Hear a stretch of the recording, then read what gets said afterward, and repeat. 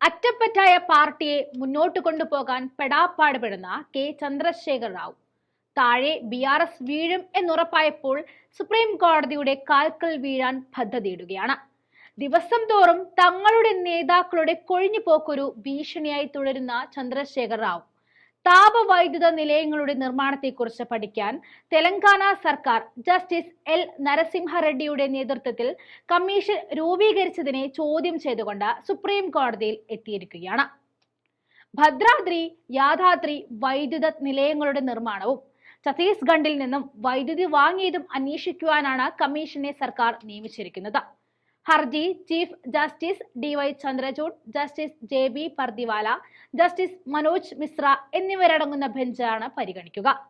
വിഷയത്തിൽ മുൻ തെലങ്കാന മുഖ്യമന്ത്രി ഹൈക്കോടതിയിൽ സമർപ്പിച്ച ഹർജി കോടതി ജൂൺ 24-ന് റദ്ദാക്കിയിരുന്നു. ഈ സാഹചര്യത്തിലാണ് കെ ചന്ദ്രശേഖർ റാവു സുപ്രീം കോടതിയെ സമീപിച്ചിരിക്കുന്നത്. ഭദ്രാദ്രി യാദാദ്രി താപവൈദ്യുത നിലയങ്ങളുടെ നിർമ്മാണവും ഛത്തീസ്ഗഡിൽ നിന്നും 1000 മെഗാവാട്ട് വൈദ്യുതി വാങ്ങിയതും അന്വേഷിക്കുവാൻ ജസ്റ്റിസ് L. നരസിംഹ റെഡ്ഡിയുടെ നേതൃത്വത്തിൽ തെലങ്കാന സർക്കാർ മാർച്ച് 14-ന് ഒരു കമ്മീഷനെ നിയമിച്ചു.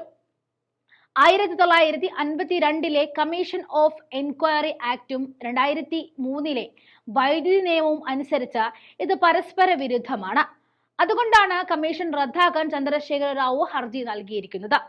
വൈദ്യുതി വാങ്ങുന്നതുമായി ബന്ധപ്പെട്ട് തർക്കമുണ്ടെങ്കിൽ തെലങ്കാന, ഛത്തീസ്ഗഡ് സംസ്ഥാന ഇലക്ട്രിസിറ്റി റെഗുലേറ്ററി ബോർഡുകൾ തീരുമാനിക്കാത്തിടത്തോളം കാലം അത് അന്വേഷിക്കാൻ കമ്മീഷന് അധികാരമില്ല എന്നും ഹർജിയിൽ പറയുന്നുണ്ട്. പക്ഷേ ഈ ഹർജിയുമായുള്ള വരവിന്റെ പിന്നിൽ ഒരൊറ്റ കാരണമേ ഉള്ളൂ, അത് ഭയമാണ്.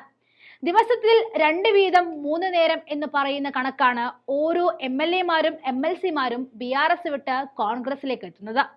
അവരെല്ലാവരെയും ഇരുകൈയും നീട്ടി സ്വീകരിക്കുകയാണ് മുഖ്യമന്ത്രി രേവന്ത് റെഡ്ഡി. അങ്ങനെ ഒരു പ്രതിസന്ധി ഘട്ടം BRS പിന്നിടുമ്പോൾ ഇത്തരത്തിലൊരു അഴിമതി മറനീക്കി പുറത്തു വന്നാൽ ഇനി ഒരിക്കലും തിരിച്ചു വരാൻ കഴിയാത്ത വിധം പാർട്ടി നിലംപരിശാകുമെന്ന ഉത്തമ ബോധ്യമുള്ളത് കൊണ്ട് തന്നെയാണ് ചന്ദ്രശേഖർ റാവു സുപ്രീം കോടതിയിലേക്ക് ഇപ്പോൾ വണ്ടി പിടിച്ചിരിക്കുന്നത്.